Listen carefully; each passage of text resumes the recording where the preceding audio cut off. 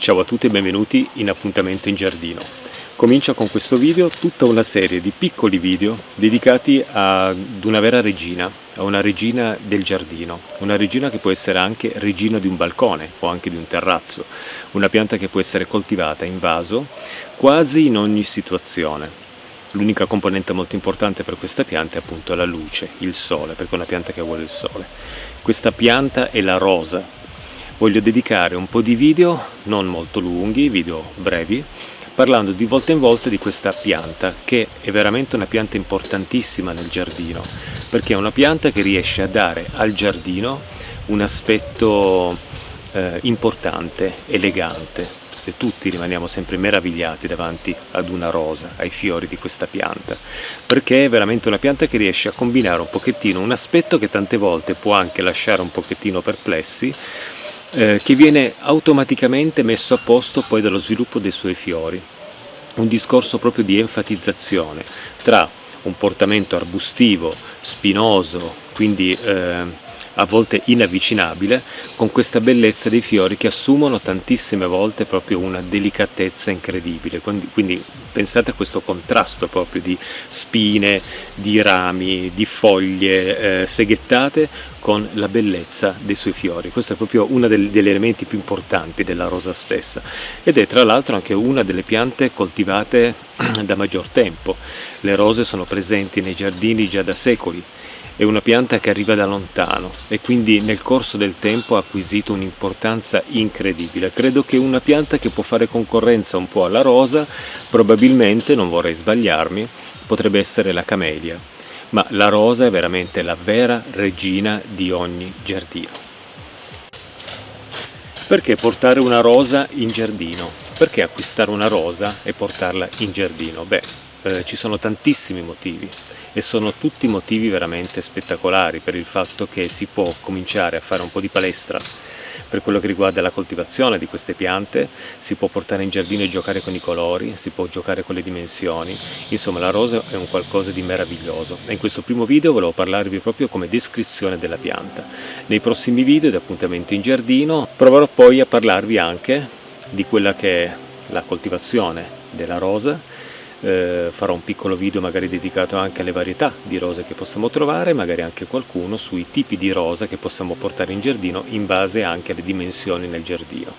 Questo primo video sarà un video descrittivo, poi nel prossimo video parleremo di altro, sempre riferito a queste meravigliose piante. Qui potete vedere una rosa ferma. Adesso in inverno io ho lasciato i suoi fiori, non ho toccato nulla, sono andato ad eliminare soltanto le foglie al di sotto, perché sappiamo che le foglie vanno sempre eliminate, quelle che cadono dalle rose, eliminate dal di sotto.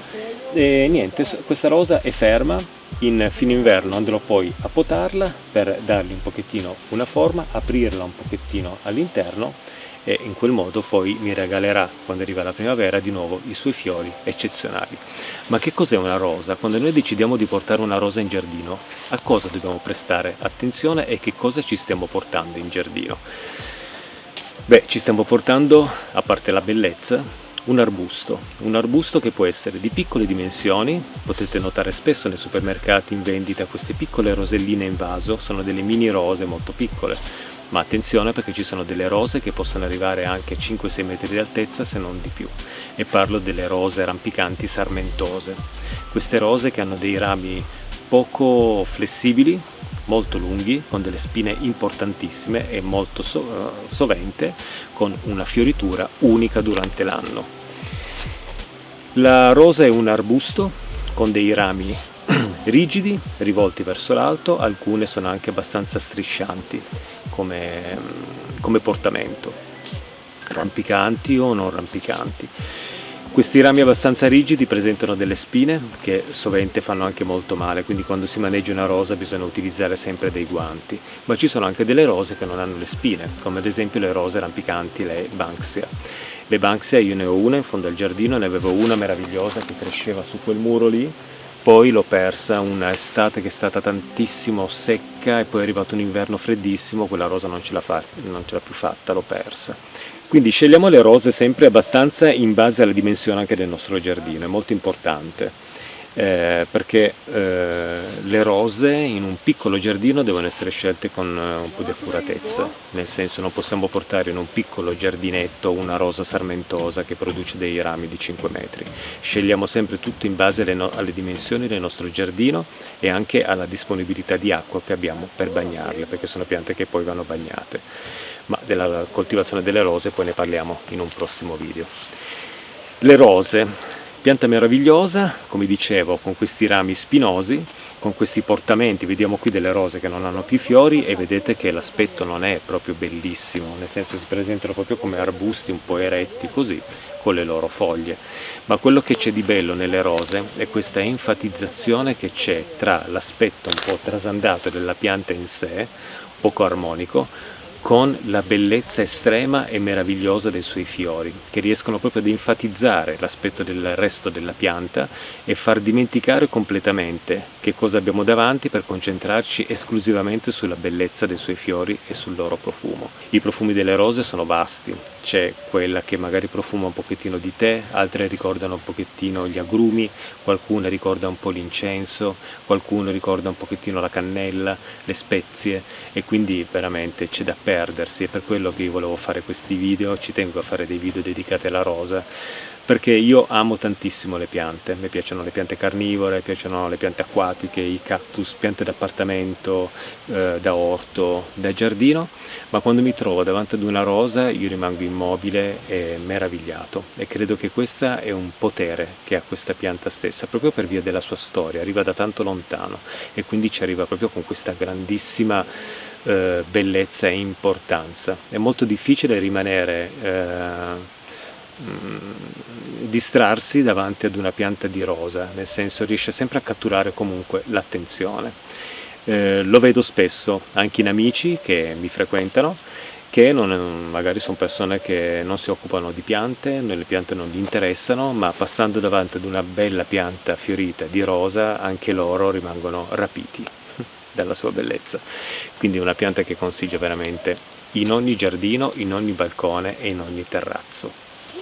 Tornando alla descrizione della pianta, parlavo appunto di una pianta arbustiva con dei rami spinosi che presenta poi delle foglie alterne. Anche le foglie sono molto belle delle rose, perché alcune sono cartacee, opache magari, con questi margini seghettati, piccole dimensioni o di grandi dimensioni, altre invece sono un pochettino più coriacee, più lucide, e quindi anche sulle foglie, diciamo, possiamo andare ad osservare le foglie delle rose e guardarle anche nella loro bellezza, prima ancora che arrivino poi i fiori nella bella stagione. Successivamente la fioritura, le piante producono delle bacche. Non tutte le rose hanno delle bacche attraenti, alcune sono veramente meravigliose, tipo le rose rugose hanno delle bacche che sono molto ma molto belle. Possono andare dal giallo all'arancio e al rosso, quindi quando arriviamo alla fine della stagione, diciamo fine agosto, così possiamo anche non togliere più i fiori delle nostre piante di rosa, perché porteranno poi delle bacche, e queste bacche contribuiranno poi ad avere in giardino sempre delle piante con una piccola nota di colore, perché le rose, ricordiamolo, sono piante decidue, perdono le foglie poi quando arriva l'inverno. C'è qualche specie di rosa che le mantiene, tipo questa ha mantenuto un pochettino di foglie, ma il resto ha perso la gran parte di foglie sulla pianta. Quindi se abbiamo delle rose acquistate anche per la bellezza delle sue bacche, in inverno avremo poi queste bacche rosse da poter osservare sulle nostre piante, quindi sempre un qualcosa che porta colore e bellezza. La rosa porta in giardino la bellezza tutto l'anno. La rosa quindi assume veramente in giardino un'importanza notevole. Portate le rose nei vostri giardini. Questo anche perché le rose ci possono aiutare. Ad esempio, un aiuto che possono dare le rose, siccome sono piante anche che si ammalano abbastanza spesso, ma poi in un video parleremo delle malattie, c'è anche da dire che le rose sono anche delle indicatrici un pochettino del clima che abbiamo nel nostro giardino, e anche delle malattie in cui possono andare incontro le piante che coltiviamo. Ad esempio si usa tanto nei vitigni, nelle coltivazioni di uva, sistemare anche all'interno dei vitigni le piante di rosa, perché a quanto pare si capisce bene quando una di queste piante di rosa comincia ad ammalarsi, allora si fanno gli interventi sulle viti. È una pianta, la rosa, che si ammala molto spesso. Ci sono delle varietà molto robuste che riescono a sopportare le malattie. La knockout è una di queste, io penso che sia indistruttibile. indistruttibile tranne qualche carenza magari di coltivazione esagerata, ma è una pianta robustissima, non si ammala quasi mai ed è sempre in fiore. Alcune invece, anche alcune rose inglesi, alcune rose un po' più moderne, delicate, sono piante che si ammalano abbastanza spesso, basta un clima un pochettino più umido che già accusano macchia nera, perdono le foglie e prendono un aspetto un pochettino trasandato e quindi bisogna fare degli interventi. Poi magari quando parleremo di malattie delle rose vediamo anche che tipo di interventi fare cercando di usare il meno possibile le sostanze chimiche. Il verderame è molto utilizzato nelle rose, ma una piccola quantità di verderame può essere anche spruzzato naturalmente, ma non bisogna insistere troppo perché è un qualcosa che si deposita nella terra. Io sto cercando di utilizzare il più possibile il bicarbonato, ma di questo poi ne parliamo poi in altri video dedicati a queste meravigliose piante. Non voglio fare diventare questi video molto lunghi e quindi ci vediamo ad un prossimo appuntamento in giardino, magari poi dedicato di nuovo alla rosa, e parliamo un po' di coltivazione in generale, sempre in maniera semplice. Questi sono video che voglio fare proprio per chi si avvicina per la prima volta alla coltivazione delle rose e anche a chi ha delle rose già da tanto tempo in giardino, così per discutere su questo argomento che è veramente molto affascinante. Un argomento pieno di storia e di bellezza e di profumo. Ciao a tutti e grazie, ciao ciao.